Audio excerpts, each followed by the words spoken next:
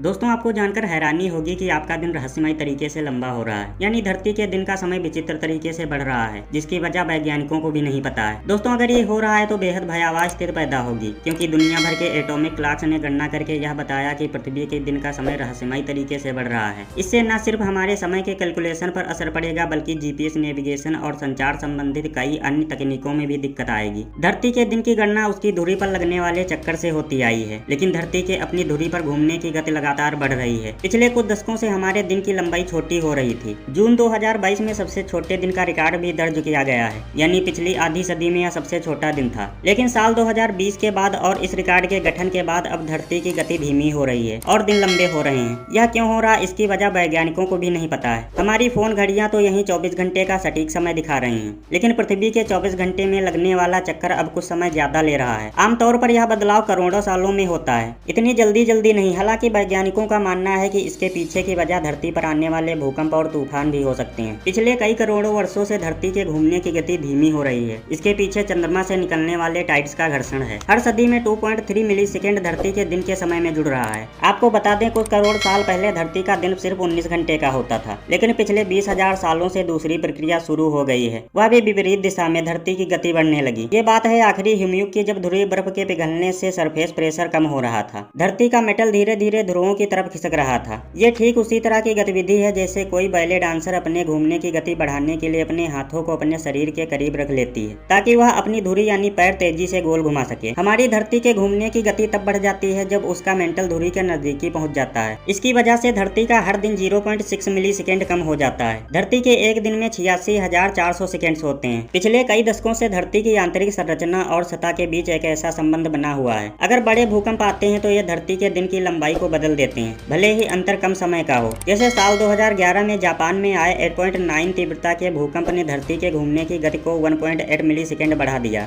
ये तो बड़ी घटना हो गई। इसके अलावा कई ऐसी छोटी घटनाएं होती रहती हैं जो धरती के दिन के समय को बदलते रहते हैं, जैसे जलवायु परिवर्तन, मौसमों में बदलाव आदि। ये धरती के घूमने की गति को हर दिशा में प्रभावित करती है। हर 15 दिन या महीने में टाइडल साइकिल यानी लहरों की गति भारी मात्रा में ग्रह के चारों तरफ मूवमेंट करती है। इनकी वजह से भी पृथ्वी का दिन का समय कम या ज्यादा होता है। समुद्र की लहरों की वजह से होने वाला बदलाव आमतौर पर 18.6 वर्षों में एक बार होता है। आज के समय में सबसे ज्यादा असर पड़ता है वायुमंडल के मूवमेंट का। सबसे ज्यादा असर धरती की गति पर पड़ता है। इसके अलावा बर्फबारी, बारिश, जमीन से पानी निकालना, ये चीजें भी धरती की गति पर असर डालती हैं। वर्ष 1960 से अब तक धरती पर मौजूद रेडियो टेलीस्कोप ग्रहों के चारों तरफ मौजूद क्वासर और अन्य अंतरिक्षीय वस्तुओं की गणना से धरती के घूमने की गति का पता लगाते आ रहे हैं। इन रेडियो टेलीस्कोप और एटॉमिक घड़ी के आंकड़ों से पता चला कि पिछले कुछ सालों से धरती के दिन का समय कुछ कम हो रहा था, लेकिन रोटेशन में बदलाव आता है कि वैज्ञानिक कई बार धोखा खा जाते हैं। 29 जून 2022 को सबसे छोटा दिन होने के बावजूद साल 2020 के बाद धरती के घूमने की ट्रेजेक्टरी में समय बढ़ा है। यह बदलाव पिछले 50 सालों में कभी नहीं देखा गया था। अभी तक इस बदलाव की सही और सटीक वजह पता नहीं चल पाई है। यह मौसम के परिवर्तन की वजह से हो सकती है, या फिर ला नीना इवेंट्स की वजह से। बर्फ की चादरें लगातार पिघल रही हैं, या फिर टोंगा ज्वालामुखी के विस्फोट की वजह से वायुमंडल में आया बदलाव भी वजह हो सकता है। वर्तमान समय के बदलाव को लेकर पहले चैंडलर वाबल को वजह बताया जा रहा था। यह हर 430 दिन में होता था, लेकिन रेडियो टेलीस्कोप की जांच से पता चला कि चैंडलर वाबल खत्म हो चुका है।